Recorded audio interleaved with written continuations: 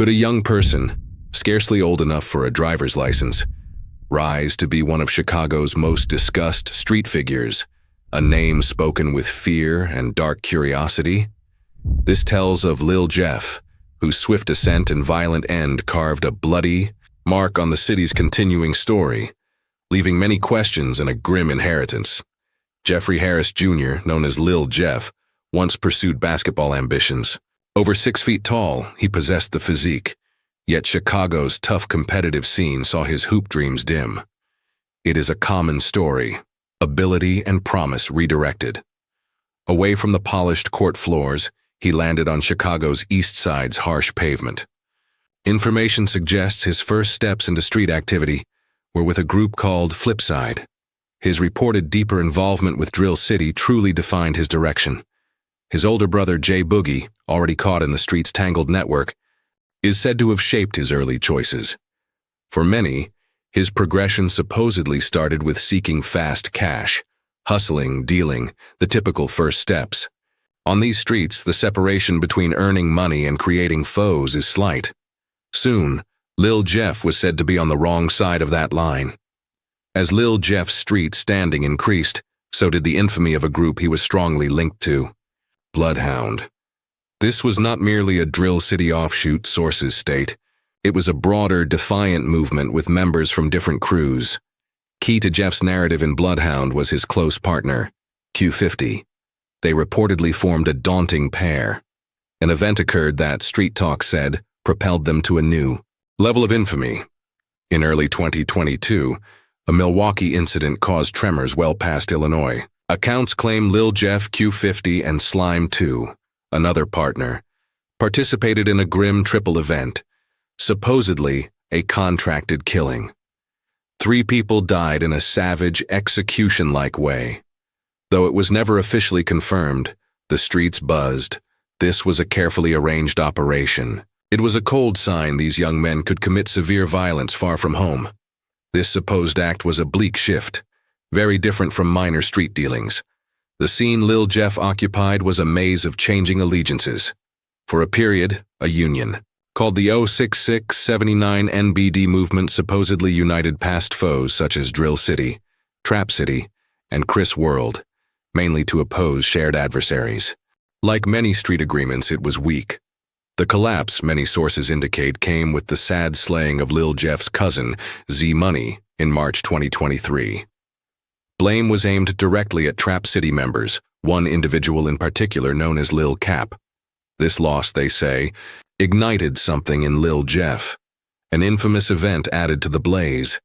Lil Jeff supposedly took a chain from Stalk, a Trap City member, then boldly went back to their area, telling a story of losing it to police. This trick reportedly caused a gunfight. Z-Money's death was more than a casualty. It was a war cry. For Lil Jeff, it supposedly turned into a very personal score to settle. The streets prepared for the aftermath. Driven by a strong mix of sorrow and anger, Lil Jeff's name was more and more tied to a surge of payback violence. Street Talk was full of his supposed hunt for anyone linked to his cousin's killing. In June 2023, Le Cap, known too as Leal from Trap City, the person some whispered played a part in Z-Money's death, was shot down. Stories spread that Lil Jeff and Q50 were responsible, a direct reply for their loss. Soon after, Lil Cap, the main one accused in Z-Money's slaying, was reportedly fired upon. This meeting resulted in him crashing his car and being arrested for a gun offense.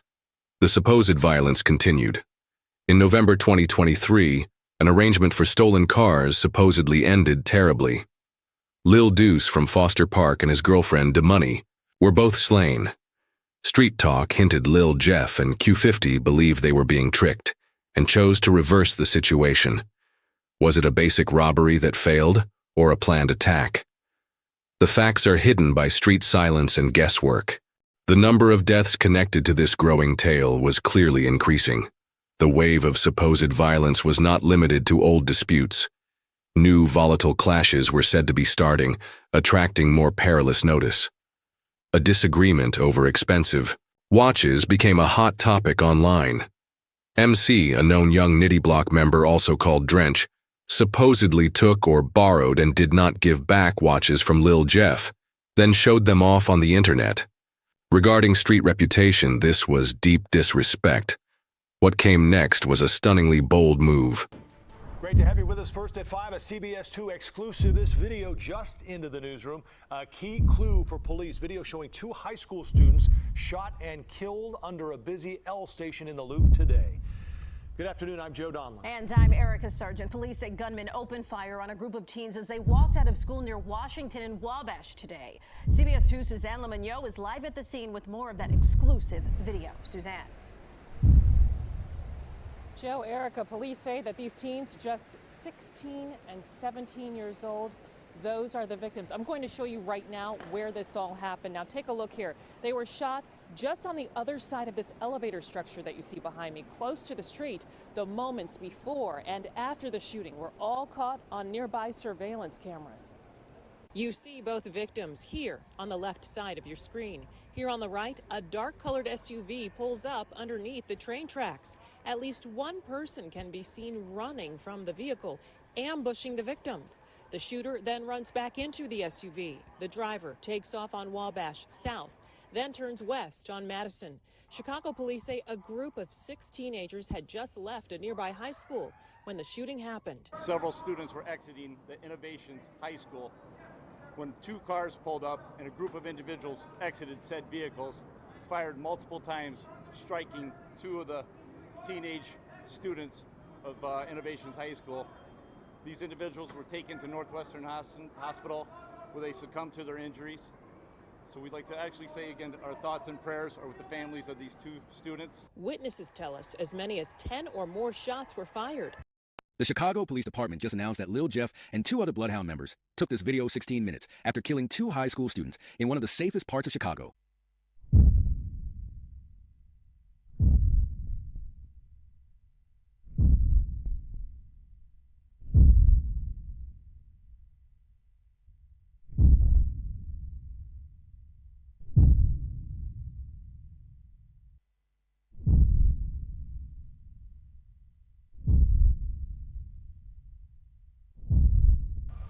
I don't live them niggas though. The shit will start happening, and y'all know this by now. I went black for like a week, and poof. Where you at? Gotta go. After that one, poof. I came back, poof.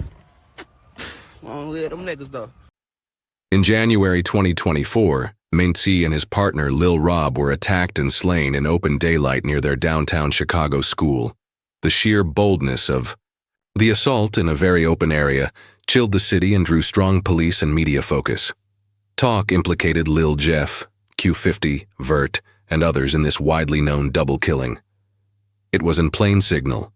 No area was safe, no person too dangerous. A mark. With every supposed act, Lil Jeff's infamy expanded, but so did the count of people wishing him harm. The large number of foes Lil Jeff and his Blood Hound group were gathering was astonishing.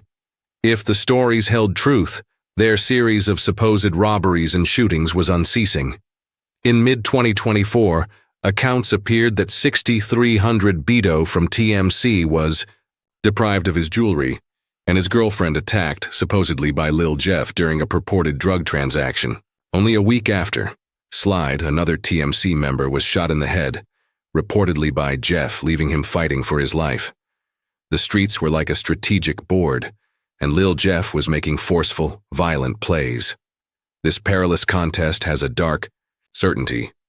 On a summer afternoon in June 2024, Lil Jeff was said to be out sliding again with Q50, Vert, and T-Slick far into Trap City area. They saw Mark, Man, also called Mineski, a person they had supposedly shot many times before. Lil Jeff, gun reportedly up, started to run after him. As he chased Man to a house, shots rang out from inside. Lil Jeff was hit repeatedly, a savage, quick finish to his pursuit. Security cameras recorded his partners, shocked, briefly dropping their guns before shooting back. It was too late. Showing street allegiance, Q50 and the others risked their safety to get his body from the location. The pursuer was now the prey, and the streets he tried to control had taken him. News of Lil Jeff's death spread through Chicago like a tremor. Social media turned into an arena for memorials and jeers.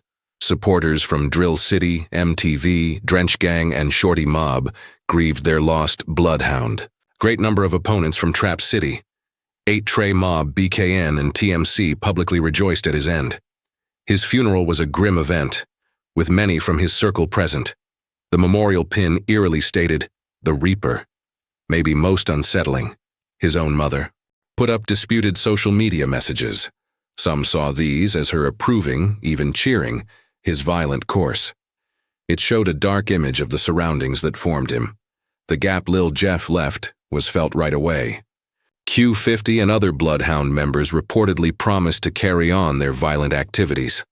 The pattern of violence, already turning quickly on the east side, looked set to speed up. Only weeks after, Lil Scum from Burly Boys, Roblox, a partner of Jeff, was also slain, another victim in the wide linked network of street conflicts. What is one to think of a life such as Lil Jeff's? In a mere few years, he changed from a local youth to a person of citywide bad reputation. His name is forever tied to a dreadful count of supposed violence. His story is a harsh, savage example of the attraction of street influence and the nearly unavoidable draw of vengeance in Chicago's most perilous areas. It raises a cold question. In places where violence is like money and life holds little value, how many other young men are on a comparable course, headed for a comparable, sad finish? The streets do not forget, and they seldom forgive.